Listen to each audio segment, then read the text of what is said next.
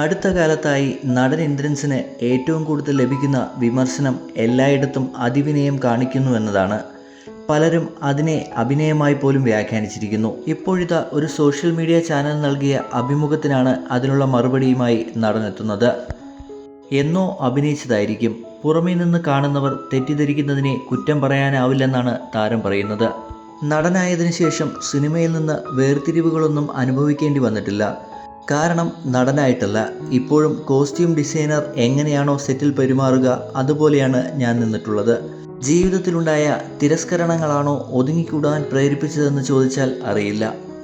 മുന്നിലേക്ക് നിൽക്കുവാൻ എല്ലാവരും പറഞ്ഞാലും ഞാൻ അറിയാതെ പിന്നിലേക്ക് മാറി നിൽക്കും. എത്ര ശ്രദ്ധിച്ചിട്ടും അത് മാറ്റാൻ കഴിയുന്നില്ല. വേണമെന്ന് വിചാരിച്ചാലും കഴിയുന്നില്ല. അതിനെയാണ് ആളുകൾ കളിയാക്കുന്നത്. വിനയം അഭിനയമാണ് എന്ന് പറയുന്നവരുമുണ്ട്. എന്നോ അഭിനയിച്ചതായിരിക്കാം, പക്ഷേ എനിക്കത് ശീലമായി പോയി. പക്ഷേ എൻ്റെ അടുത്ത് പരിചയമില്ലാത്ത പുറമെ നിന്ന് കാണുന്ന ആളുകൾ അത് വലിയ അഭിനയമായി തോന്നും. അവർക്കത് പറയാനുള്ള അവകാശമുണ്ട്. തുടക്കകാലത്ത് സിനിമാ മേഖല പോലൊരിടത്ത് നിൽക്കുവാൻ യോഗ്യമല്ലാത്ത ഒരു രൂപമായിരുന്നു എൻ്റേത്. അതുകൊണ്ട് അവിടെ കൂടുതൽ കുനിഞ്ഞു. പതിയെ കയറിക്കൂടിയതാണ് സിനിമാ മേഖലയിൽ.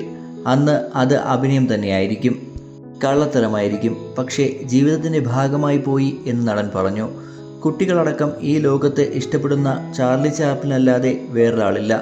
ഭാഷയും രാജ്യവും ഏതായാലും അതുപോലൊരു പേര് വേറെ കേട്ടിട്ടുമില്ല. സൂര്യയുടെ ചിത്രം, കറുപ്പ്, പാട്രിയറ്റ് എന്നിവയാണ് നടൻ്റെ ഏറ്റവും പുതിയ റിലീസുകൾ. ഇന്ദ്രൻസിനെ പ്രശംസിച്ച് അടുത്തിടെ സൂര്യ പറഞ്ഞ വാക്കുകളും ഇപ്പോൾ സോഷ്യൽ മീഡിയയിൽ വൈറലാവുകയാണ്.